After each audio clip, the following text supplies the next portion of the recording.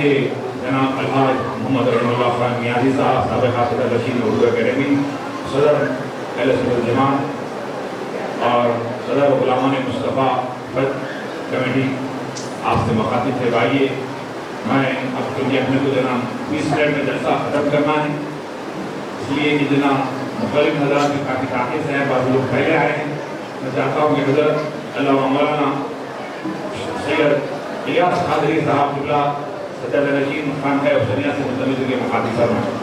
اس کے بعد ہمارے درمیان مولانا مفتی فضل اللہ زبانی صاحب ہے، مولانا خواجہ شجاعت الدین خالی صاحب ہے اور ہمارے جلیل صاحب ہیں، اور آخر میں جو ہے فضل اللہ خواجہ المصلی صاحب الحمدللہ رب العالمین، الصلاة والسلام علیہ سید الانبیاء والمرسلین وآلہ والطیبین والطاہرین الامامین النجیبین الشریفین معصومین سیدنا و نبینا و حبیبنا و رفینا و رحیمینا و کریمینا و مولانا مولا ثقلین ابی القاسم محمد بن عبداللہ نور نور اللہ یا ایہا المشتاقون بی نور جمالہ صلو علیہ وسلم تسلیما۔ ایک مرتبہ باز بلند آپ تمام اس دربار میں ہے یوسف شریف کے باز بلند ایک دربار دولے شریف پر نظران پیش کریں گے۔ اللہم صلی اللہ محمد و علی محمد صلی اللہ علیہ وسلم۔ السلام علیکم ورحمۃ اللہ وبرکاتہ۔ آپ تمام کو شب معراج مبارک، آپ کا یہاں بیٹھنا مبارک، اور میں دل کی گہرائیوں سے جناب سید غیاث الدین یعنی چشتی قبلہ کو یعنی مبارکباد دیتا ہوں، انہوں نے اپنا وقت نکالا، اور عبدالحمید رحمانی صاحب کو اس جلسے کے لیے مبارکباد دوں گا۔ آپ دیکھیں کہ اس مقام پہ اب یہ جلسہ پہنچا کیونکہ اب وقت کم ہے اور اس وقت یعنی سحری کا وقت بھی ہے۔ آپ سماعت فرمائیں، آپ نے تمام سن لیا، یعنی آپ نے جتنی معراج النبی صلی اللہ علیہ وسلم کا معاملہ سن لیا، ایک دو شعر سنے کیونکہ یہ وہ نبی کی معراج ہے۔ آپ اندازہ لگاؤ اللہ نے وہ عطا فرمایا ہم کو نبی کہ یہ کون ہے، یہ تاجدار کائنات ہے، یہ زینت کائنات ہے، یہ وجہ تخلیق کائنات ہے، یہ نور کائنات ہے۔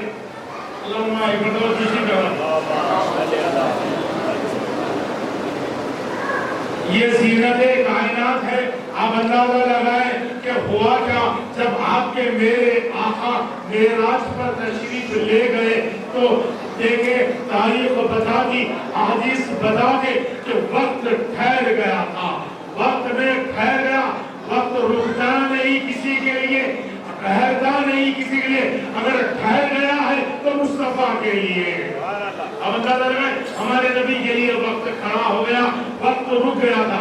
اب آپ دیکھیں کیا ٹائم ہو رہا کہ 2:15۔ اب سمجھ رہی کہ یہ گھڑی چل رہی، یہ گھڑی نہیں، گھڑی کے اندر ایک سل ہے، وہ چل رہا، وہ روح ہے، ہمارے نبی روح کائنات ہے، اس کائنات سے جب نکلے تو یہ وقت رک گیا۔ اب اندازہ لگائیں یہ ہے نبی کی قسمت کہ وقت کا رکنا، یہ بتا دیا کہ اللہ نے وجہ تخلیق کائنات ہمارے نبی کے لیے کی۔ آج سر جوڑ کے لوگ بیٹھ گئے، آج شان پہ چلے گئے، اور پھر آپ دیکھیں دو اشعار پڑھو، تھی وہ رفتار کہ لمحوں میں خدا تک پہنچے۔ آپ کی توجہ، تھی وہ رفتار کہ لمحوں میں خدا تک پہنچے، تم گئے چاند تک ہم تو خدا تک پہنچے، تم گئے چاند تک ہم تو خدا تک پہنچے۔ بہت حسین ہے اس دنیا میں اور بھی، مگر کوئی نہیں جو آپ کی ادا تک پہنچے۔ نبی کی ادا تک کوئی پہنچے یہ ممکن ہی نہیں۔ یہ بڑی بصیرت افروز کانفرنس ہے، اور چونکہ مجھے بھی جانا ہے، وقت بھی ہو چکا، آپ تمام سن رہے، میں مبارکباد دوں گا۔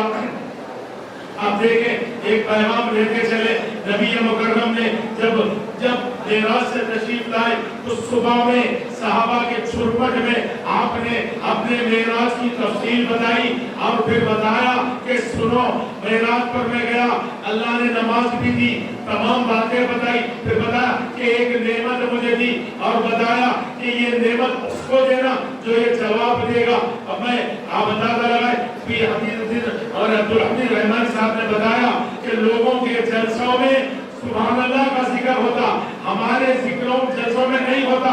ایک مرتبہ جب میں یہ بیان کروں گا تو ایسا سبحان اللہ پڑھنا کہ یوسف شریف بابا کی بارگاہ حضرت کی طرف سے ایک پیغام آ جائے کہ تمہارا سبحان اللہ قبول ہو گیا. تو بتا رہا ہوں کیا ہوا. نبی نے فرمایا کہ میں وہ نعمت تمہیں دوں. حضرت ابو بکر رضی اللہ تعالیٰ کھڑے ہوئے بولے یا رسول اللہ اگر وہ نعمت مل جائے تو میں کیا کروں گا؟ سچ کا بول بالا کروں گا. تو آپ نے کہا کہ ابو بکر بیٹھ جاؤ. حضرت عمر اٹھے بولے وہ نعمت مجھے مل جائے تو میں کیا کروں گا؟ میں انصاف کو یعنی عام کر دوں گا. آپ نے کہا کہ بیٹھ جائیے. حضرت عثمان غنی رضی اللہ تعالیٰ اٹھے تو آپ نے کہا کہ میں خیرات ایسی کروں گا کہ تمام کو بانٹ دوں گا. آپ نے کہا بیٹھ جائیے.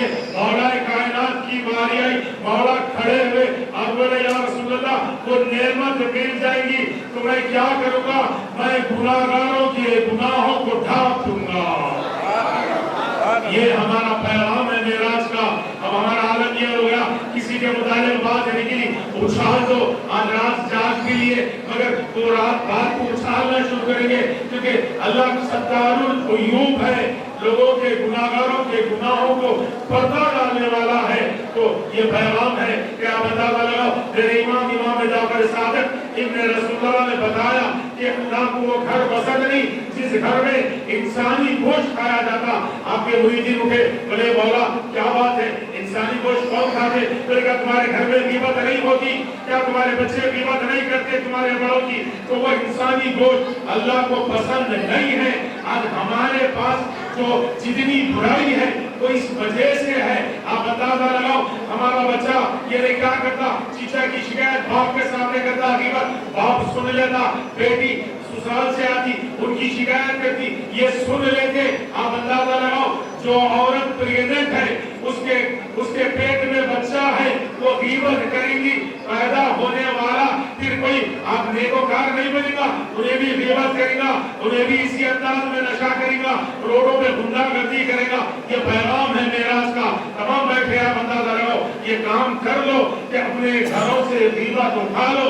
آج طے کر لو کہ اگر کوئی آدمی آپ کو کسی کے متعلق بتاتا تو آپ بولنا کہ نہیں ہم کو یہ بات سننے کی ضرورت نہیں ہے. پتہ ہوگا کیا یہ نسلمہ پڑھیں گے نور نہیں ملے گا. جلسوں میں بیٹھیں گے نور نہیں ملے گا. یوسف شریف بابا کے پاس آئیں گے نور نہیں ملے گا. اس لیے کہ یہ وہ ہے یہ نور اور نورانیت والے ہیں، نور دینے والے ہیں، نور نوازنے والے ہیں. آج طے کر لیجیے یہ بات کو. وقت بہت کم ہے. میں نے آپ کو بتا دیا کہ ہمارے نبی کے اتنے کرامات اتنے معجزے آپ نے سن لیا. وقت مجھے بھی جانا ہے. اللہ سے دعا ہے بار الہ جو کہا گیا سنا گیا مولا اس پر عمل کرنے کی توفیق عطا فرما، صلاحیت عطا فرما. یا جتنے موجود ہے ان تمام کو مولا آنے کا قبول فرما، سننے کا قبول فرما اور بارگاہ یوسفین کا آپ ہم کو صدقہ اور ان کا نور عطا فرما. بفضل لا الہ الا اللہ محمد رسول اللہ صلی اللہ علیہ وسلم. الحمدللہ رب العالمین والصلاة والسلام علی سید المرسلین. حضرت العلماء مولانا